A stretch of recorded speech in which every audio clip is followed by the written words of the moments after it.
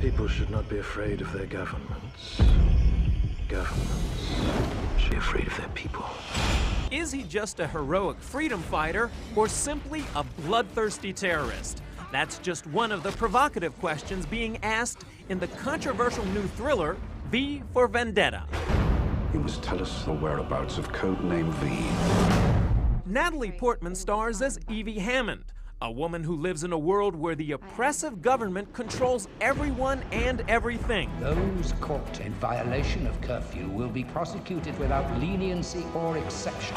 But Evie's personal world changes when she's rescued by a mysterious masked man named V, a tortured soul seeking both freedom and vengeance.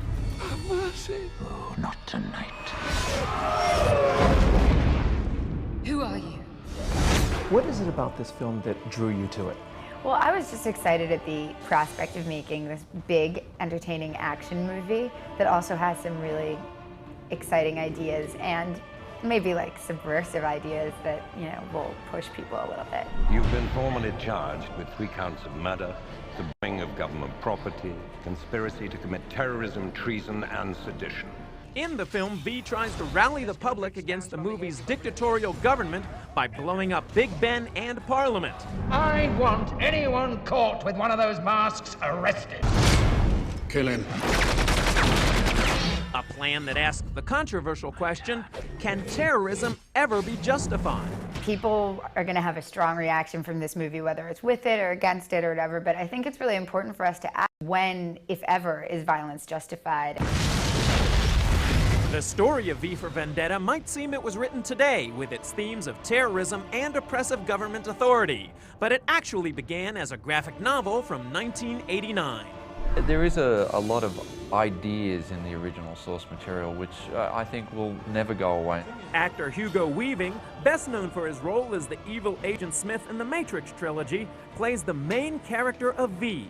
He's a very disturbed man, he's a very dark force. And he's a vengeful force.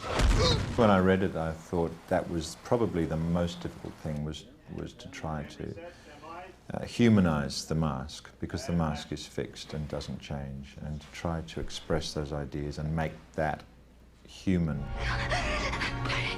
Those who are responsible will be held accountable.